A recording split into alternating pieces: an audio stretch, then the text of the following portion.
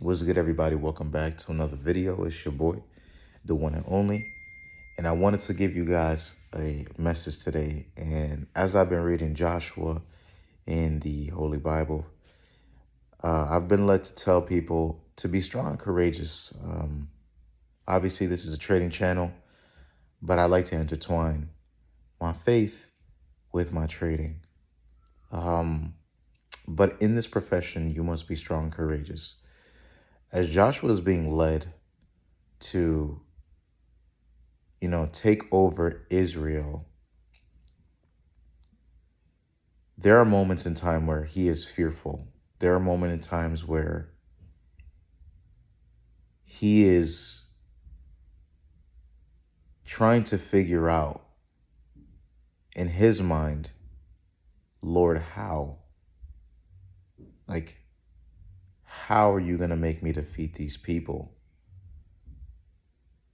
How is it that I'm going to be able to defeat all these kings that got together and build up all their armies together and created a vast army of soldiers, strong ones too, to come for us Israelites?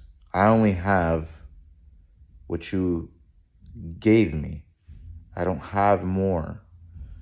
I don't have more than what you gave me. But the Lord tells Joshua, I will give you the land. The land is yours. Be strong and courageous. There are many things in our lives that we may want to accomplish, we may want to achieve, and they may seem impossible to us because these things seem as if they are a great feat, like a great mountain. Many times where we're studying trading, many times where we're studying just something like software engineering, right? I'll speak on that too because I tried that. Still doing a little bit of that. When we're trying to understand something difficult or when we're trying to accomplish something difficult, we get lost in the fact that how is this going to happen? Oh my gosh, I've been trading for 5, 6, 10 years. I'm still not where I want to be in my trading. I'm still not profitable. I'm still not consistent. Lord, how? And so the only reason that God probably had to speak to Joshua and tell him that he had to be strong and courageous was because Joshua clearly had doubt. And he would only gain confidence when the Lord would confirm that, listen, the land is yours. I have given it to you, so be strong and courageous. And as a leader, he had to, of course, listen to his leader, and his leader is God. And so as he was being led, he knew as a leader that his people were also in doubt. And so one of the things that he did was, it's such a strong symbolism, was that he hid 5 kings in a cave and put a boulder in front of the cave so that they wouldn't come out. And then when he finished everything else, he had his soldiers step on the necks of those kings. And, you would say maybe Joshua should have done that. But it's so powerful that he had his soldiers step on the on the necks with their foot of those 5 kings. And it's a testimony to tell them, like, as a leader, listen, be strong, courageous. Like, the Lord is with us, for real. He's with us.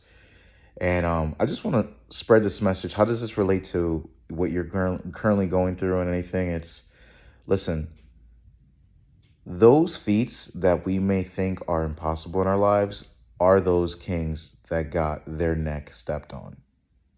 Step on those feats. Step on its neck. Those things may seem grand. Something may seem very big. Something may seem above you. But none of those things are above you as long as you believe that God is going to walk you through the process. honestly, out of our own strength, we wouldn't be able to do anything. Joshua also has a testimony to that, which is when one of the people that were around Joshua were disobedient and they kept some of the reserves for themselves. When God clearly told them, listen, when you get to Jericho, I need you to destroy all the gold and silver. Do not keep it to yourself. Do not keep these precious metals to yourself. And one person did. And it said that Joseph had about an army of 40,000 men. I believe 40,000 it was. Yeah, 40,000 men. And these were very strong soldiers. And as he was about to take the next territory, the next, region in Israel, which was very close to him, I believe it was the king of Ai. It says Ai. I mean, I'm probably spelling it wrong or saying it wrong, but it is Ai. And he sent 3,000 men at first, but because that one person was disobedient, that one person did not believe that God was really serious about that. They didn't have the conviction that the Lord had that much power. Um, and being with the Lord means to just keep his commands. The Lord had those 3,000 men destroyed. At the time, Joshua didn't understand why, because he didn't know that one of his people did that. And so because of that, this tells you that Joshua had all the power to defeat the other territory. He had 40,000 men. In fact, he was so confident that instead of sending all 40,000 to take the other territory, he only sent out 3,000. It speaks on how confident he is to reserve, 37,000 men to not go fight, because he said, they're light work. I could do it with 3,000 men. So what does it matter? Why would I send 40? I could send just 3,000 and they'll handle that light work. Well, it wasn't light work. Even though it was 3,000 men and he felt as if he had all that power. But the real lesson behind that is nothing can be done without the Lord. Nothing could be done without God. And so I ask of you, if you're trying to do something, accomplish an impossible feat, you feel as if trading is too hard to accomplish, you've been in this game for too long. Of course, we could talk about all the behaviors and things that you have to do, but let's first focus on mindset, right? How about you invite God into your feet, right? How about if you let God do what he has to do and you do what you have to do and you trust that God is going to lead you there no matter what, without him telling you, hey, listen, be strong, courageous.